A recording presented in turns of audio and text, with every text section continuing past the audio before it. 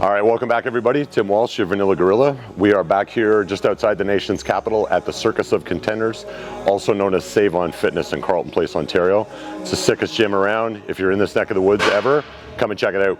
So what we're gonna be doing today, I'm actually gonna take you through on my phone, week 8, the bicep, tricep, and ab routine from the program that we recently released called Gorilla Gainz. Thank you so much to every one of you that have purchased it and have given us shout outs on Instagram and on Facebook and YouTube. We really appreciate the support, and I love how much people are loving this program. So what we're gonna do is top sets only. I'm in kind of a cranky old man, just get to fucking work mood today. So you're going to see the top set of each exercise exactly the way I've got it laid out in the program. I might include the core work, I might not. I really don't enjoy doing ab work, so you just have to take my word that I did it. So stay tuned, check this out, hit me up in the comments section, especially if you're already using this program and maybe you're not into week 8 yet, which is I guess impossible because we just started selling it like 3 weeks ago. So everybody that's on week 3, thanks for the support, and yeah, let's get a little gun run. Okay, so for those of you following along at home, this is actually my 4th set of rope press down. This handle that I'm using is just, it's not a huge, if you don't have one of these at your gym, don't worry about it. Who makes this? Vulcan. I'm not sponsored by them, but this thing's pretty cool. It's great for rope crunches and things too, but essentially what's going on here, this is my top set. The format that I've been following is 3 feeder sets of 20 reps apiece, and essentially what I'm trying to do is find a top load where I can get 12 to 15 reps that are pretty strict, nice big deliberate range of motion, but I want to overload to the point where after I get maybe 14 or 15 of those, that's basically failure for perfect form, and then I'm just going to use a little bit of body English, let that wave roll in and off the shore, so I can still attain full range of motion, but I might have to get a little groovy to make it happen. But this is going to be an RPE of 10. You'll probably notice my form will get a little shaky around 12 to 15 somewhere, but we're going to get 20 or die trying.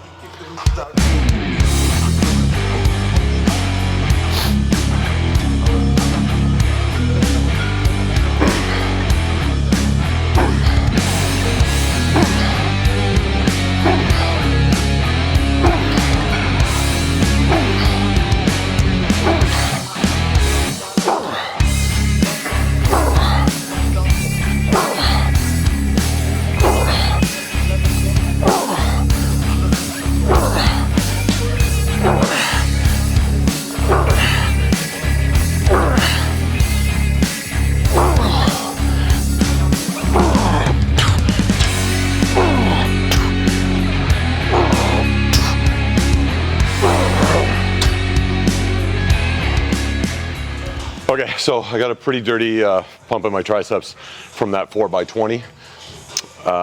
So now we're gonna go into 4 straight sets of skull crushers.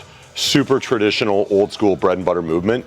I never do these first anymore because they always tore up my elbows. So one of the great advantages to greasing up the elbows with a press down variation, especially like a rope press down variation, gets tons of synovial fluid in the elbow, gets it nice and toasty, pre-exhausts the tricep a little bit, so I don't need to go quite as heavy on these to achieve maximum fiber recruitment. So we're gonna do 4 straight sets of 10. You'll only see the last one, or you might see a couple of reps of this first feeder set.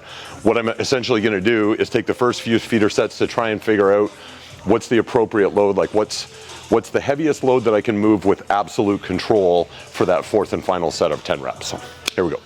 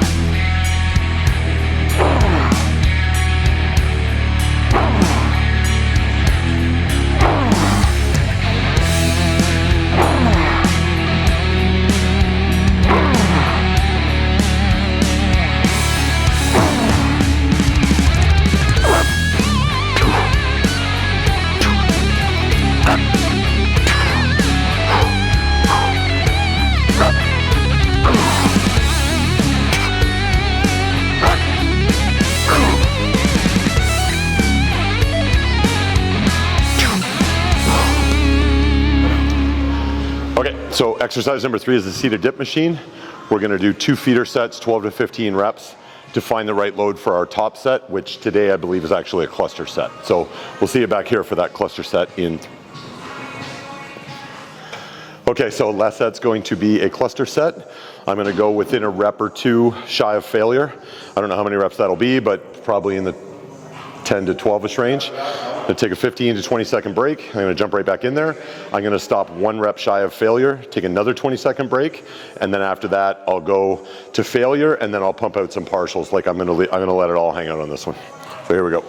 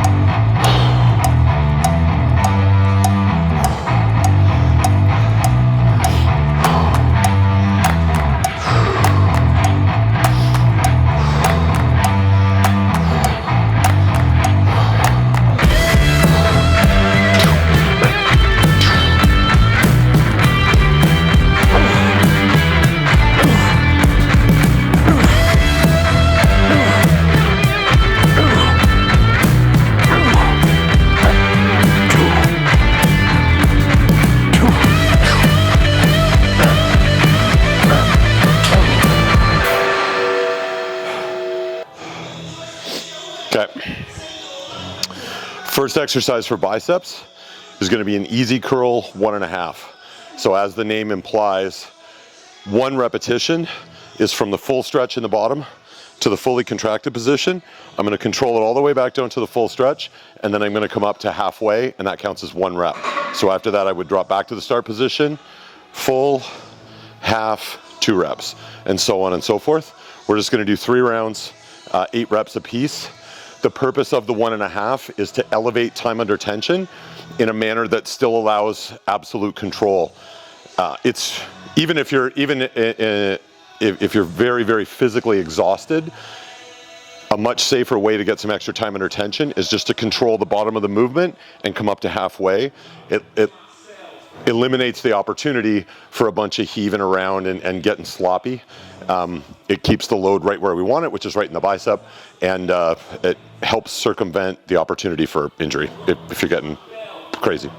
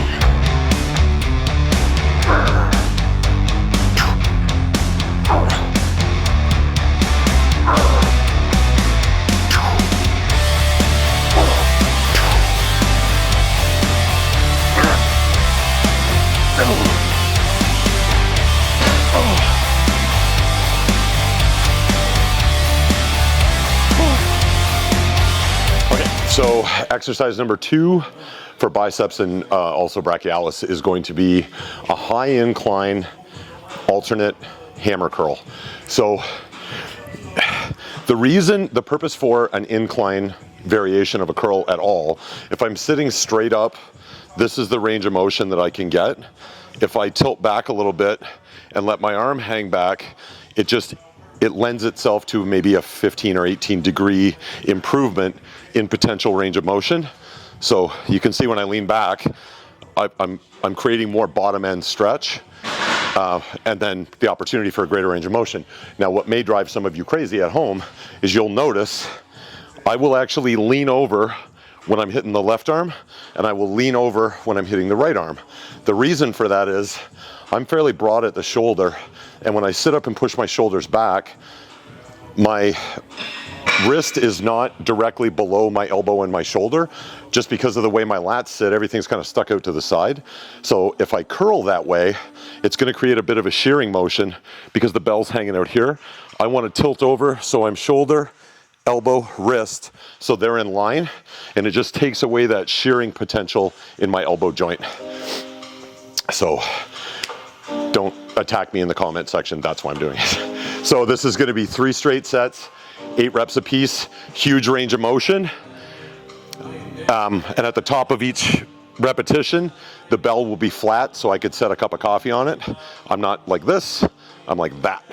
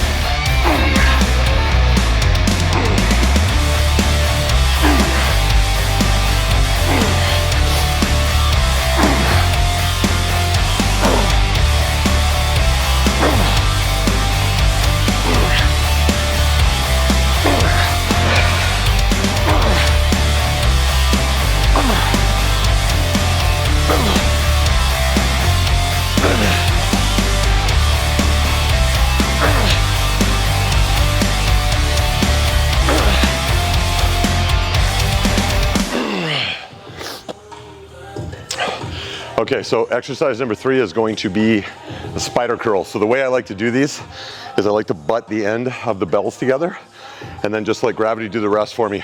You'll see I'll let it pull me down into a nice big deep stretch. And then when I come up and hit the contraction, I'm gonna hit it, but I'm not really gonna hold it just for a microsecond.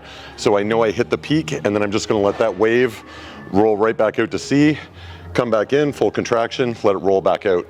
Straight sets, 3 rounds, 10 reps.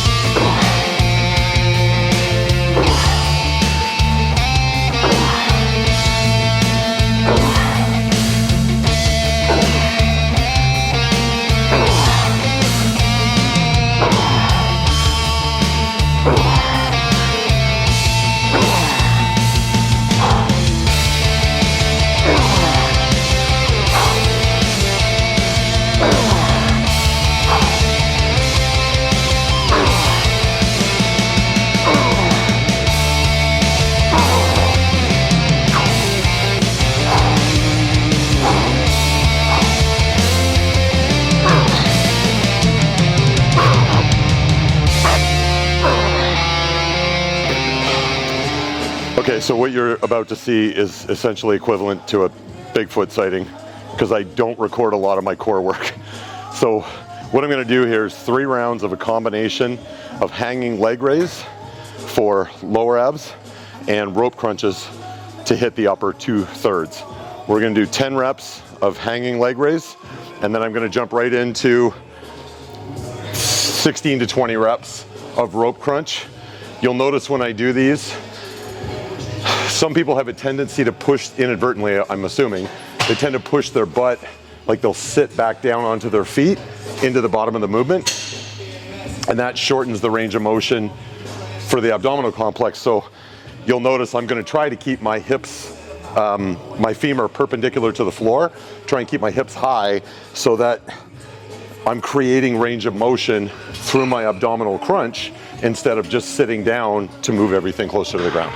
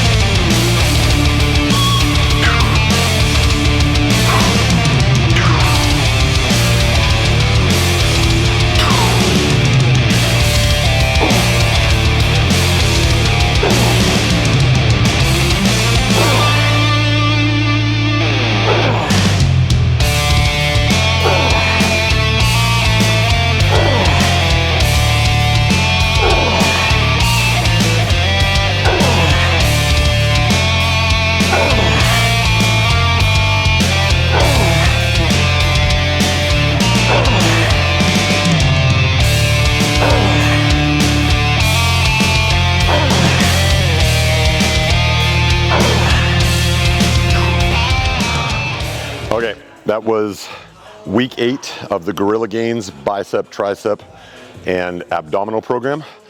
Thanks so much for checking us out. Somewhere in and around here will be a link to Gorilla Gainz if you haven't tried it. It's the best $100 you'll ever spend. It's 12 weeks of the best hypertrophy training you're currently not doing. Check in soon and often. Hit the like, hit the subscribe, and the notification bell. And I've had enough of this shit for today. Later.